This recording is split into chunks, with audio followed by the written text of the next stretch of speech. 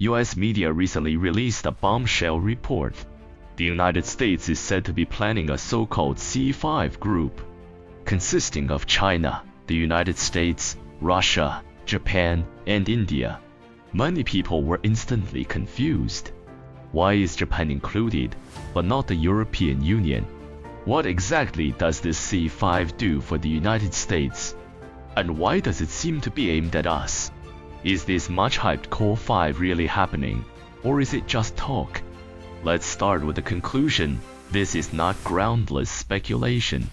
According to a December 10th report by Politico, internal signals from Washington suggest that the US has considered bringing together China, Russia, India, and Japan to form a new mechanism that could rival the G7.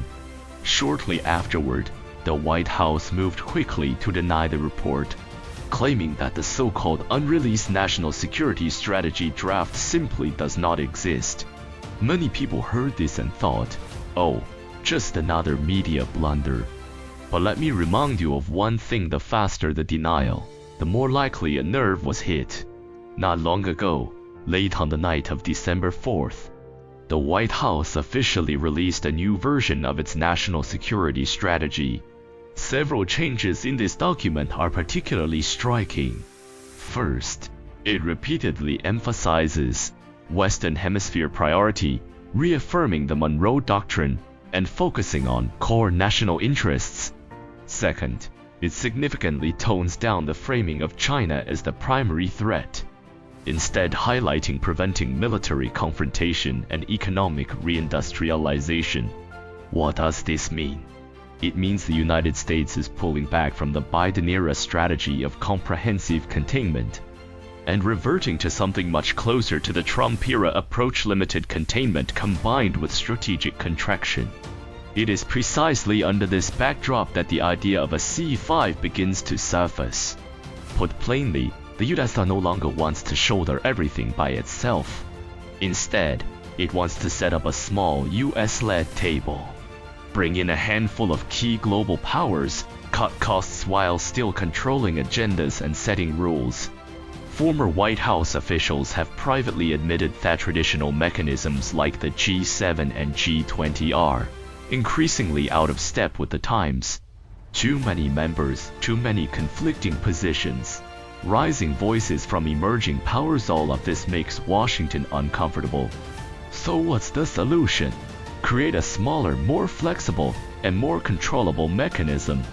From a US perspective, China, the US, Russia, India, and Japan, spanning Eurasia and covering the world's key strategic directions, are, quite simply, enough.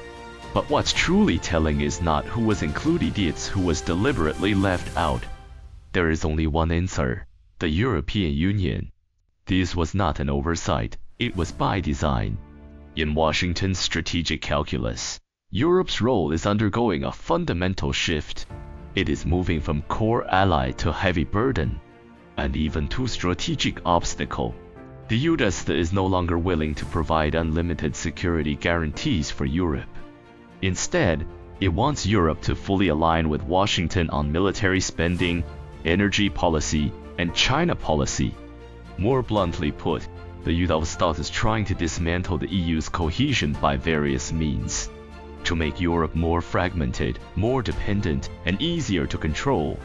Once a C5-style inner circle takes shape, the US then steer Western Europe with so-called values, push Eastern Europe into a buffer role, and force the EU to shoulder more responsibility within NATO. The result: less US input, tighter US control, and Europe increasingly reduced to an economic blood bank for Washington. At this point, one question becomes unavoidable: why must Japan be on this list? The answer is straightforward. From Washington's perspective, Japan has three irreplaceable qualities. First, Japan is the anchor of the US Indo-Pacific strategy. More bluntly, it is the forward outpost for containing China. Although the new national security strategy tones down rhetoric about China as the primary threat, It still references Taiwan repeatedly and explicitly places the Taiwan Strait within a military deterrence framework. Meanwhile, Japan's domestic right-wing forces have been loudly promoting the idea that a Taiwan contingency is a Japan contingency, while accelerating the development of long-range strike capabilities of precise alignment with U.S. strategic signaling. The U.S. needs Japan out front, creating tension, absorbing risk on the front line, and diverting China's strategic attention. Without Japan, America's military presence in the Western Pacific would be significantly weakened. Second, Japan possesses comprehensive proxy capabilities. It is not only the world's third-largest economy, but also has a complete high-end manufacturing system, an independent defense industrial base, and a dense network of military facilities across the southwestern islands. More importantly, Japan is systematically pushing past the constraints of its pacifist constitution, promoting so-called counter-strike capabilities, and steadily moving toward military normalization. A country with economic depth, military coordination capacity, and the ability to sustain long-term pressure is no equal substitute for the U.S. In the Asia-Pacific, third and most critically within a five-country framework, the U.S. needs a second pro-American vote. China and Russia naturally align on many issues. India insists on strategic autonomy. Without Japan, the U.S. could easily find itself sidelined. Japan's presence effectively gives Washington dual representation inside the C5, on Taiwan, maritime disputes, or technology controls. This enables coordinated pressure on China, something a politically fragmented EU simply cannot provide. Seen in this light, the EU's exclusion becomes easy to understand. Today's United States no longer views the EU as a partner that must be built up, but as a variable that must be constrained and weakened. The EU's growing emphasis on digital sovereignty, green policies, and independent China relations, even openly calling for strategic autonomy, is unacceptable to Washington.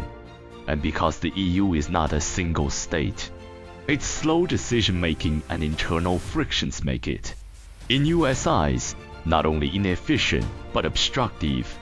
So the real question is this: if a C5 truly emerges, what does it mean for China?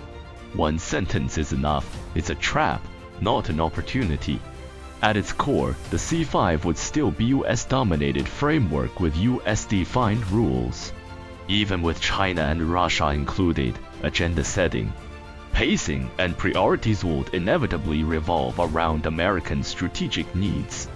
On issues like Taiwan, the South China Sea, and technology restrictions, it will likely become yet another platform for the U.S. to coordinate pressure on China with Japan and India.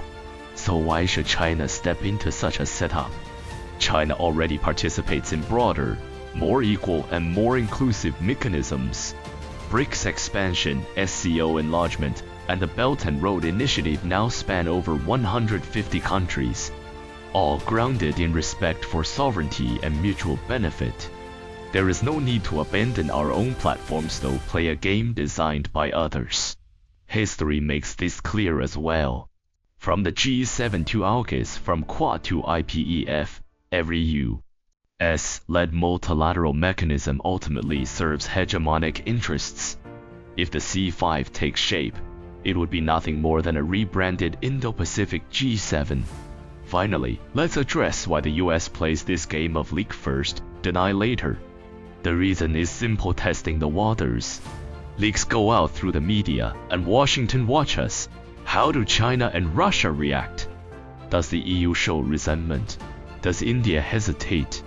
If resistance is weak, the plan advances. If backlash is strong, denial follows, blaming media misinterpretation or internal discussions.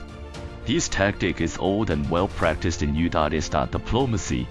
At the end of the day, the C5 is merely a form of institutional speculation born of America's relative decline. It reflects Washington's anxiety about maintaining dominance and exposes deep fractures within its alliance system. For Japan, being pushed to the forefront may look prestigious, but it is dangerous. For the EU, exclusion is embarrassing but also a warning. For China, the answer has always been clear. Do not fall into traps. Do not follow others' tempo. Walk our own path. We have a population of 1.4 billion, a complete industrial chain, the vast horizon of the Belt and Road, and an unshakable resolve to defend national sovereignty and territorial integrity. Let the winds blow from all directions, we remain unmoved. Whether C5 or G7, all will eventually become footnotes in the tide of a multipolar world.